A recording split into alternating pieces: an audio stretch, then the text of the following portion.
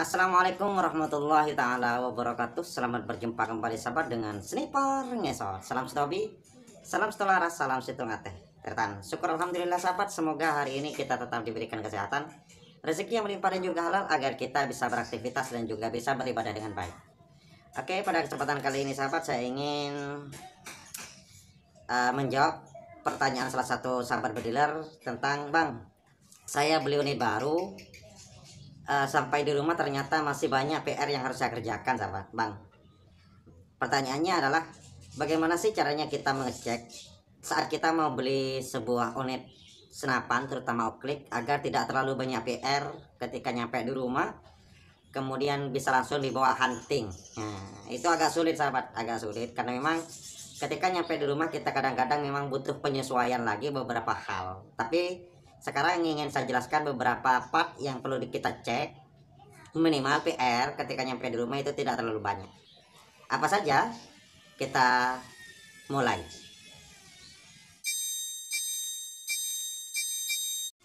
Yang pertama yang harus kita cek saat kita akan beli unit itu sahabat, yang pertama adalah ujung laras. Ujung larasnya di sini. Pokoknya sesuatu yang bisa kita intip sahabat. Ujung larasnya kita intip. Apakah potongannya rapi atau tidak?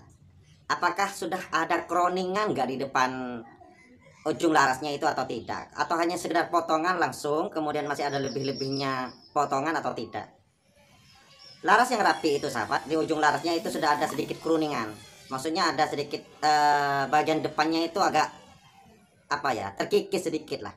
Tidak langsung lurus rata dengan potongan ujung depannya itu. Itu yang pertama, kita cek rapi atau tidak bagian ujung larasnya. Yang kedua yang harus kita cek setelah ujung laras kita pastikan rapi, yang kedua adalah pada posisi cincin laras, apakah goyang atau tidak. Kita cek apakah kokoh atau tidak.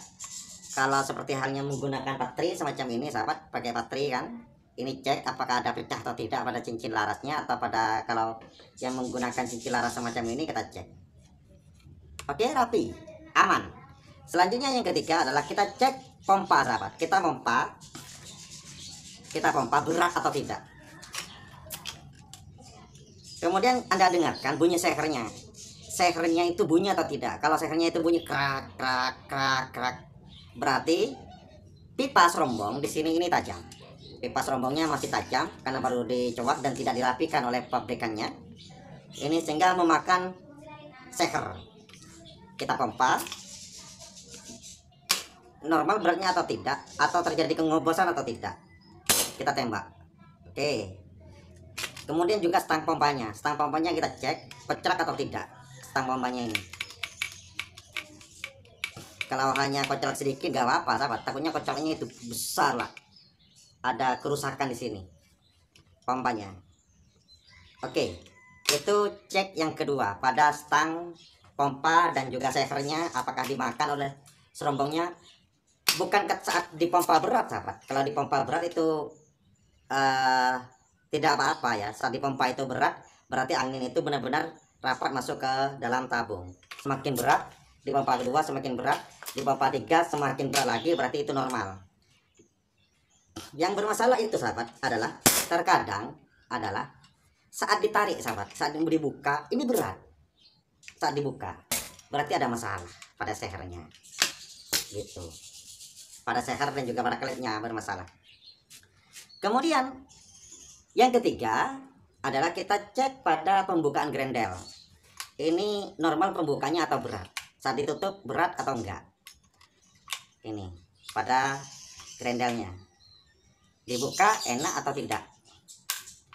Kalau umpamanya dibuka kayak gini sudah nggak bisa terbuka, atau ketika ditutup sudah nggak bisa nutup, berarti kan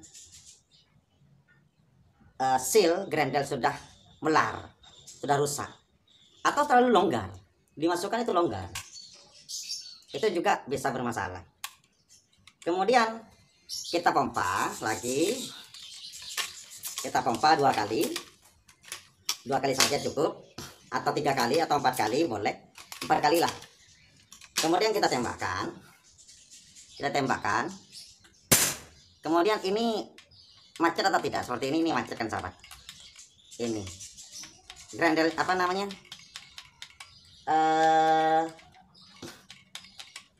triggernya ini nggak kembali, atau as pentilnya ini macet. Ini sudah kembali lagi, sudah as pentilnya macet. Kita cek. Kemudian yang keempat atau nomor berapa lupa saya, itu sudah adalah powernya sahabat. Powernya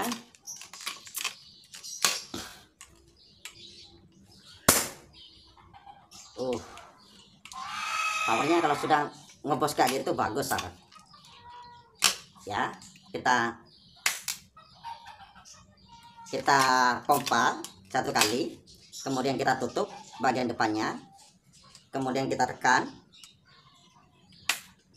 kemudian ada sisa enggak, terbuka, ada sisa enggak anginnya. Aduh, kok 2 kali sih?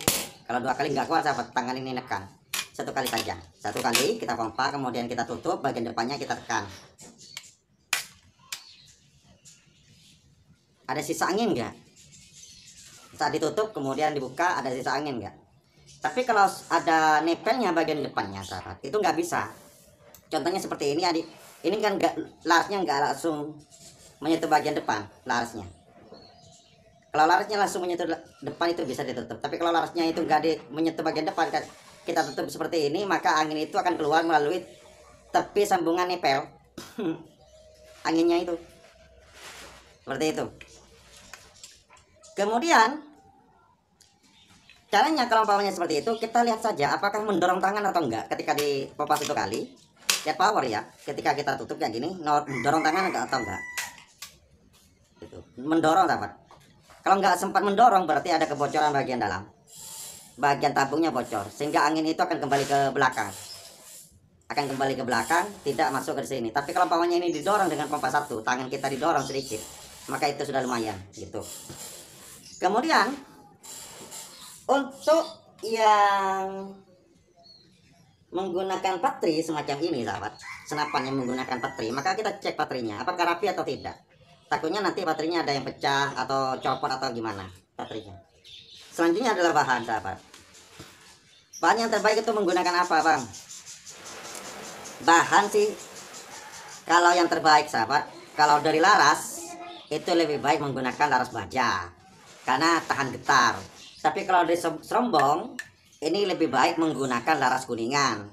Kenapa? Karena lebih tahan karat, bahan kuningan ataupun bahan monel sekalian itu lebih tahan, atau stainless sekalian itu lebih tahan karat, harganya pun pasti lebih mahal lah gitu. Untuk posisi tabung seperti yang telah saya barusan jelaskan sahabat, cukup ditutup bagian depannya, kemudian kita cek. Tapi buka dulu peredamnya. Kalau umpamanya Anda ingin mengecek tabung itu, pompa 1 kali kemudian ditutup bagian depannya, ataupun pompa 4 kali kemudian ditembakkan trigger macet atau tidak gitu, biar tidak terlalu banyak PR ketika Anda beli senapan, ataupun ketika kalian bawa pulang PR-nya pun sedikit, jadi ada perbaikan sedikit pun itu lumrah gitu. Itu saja mungkin tips yang bisa saya berikan kali ini, kurang lebihnya mohon maaf. Wassalamualaikum warahmatullahi wabarakatuh.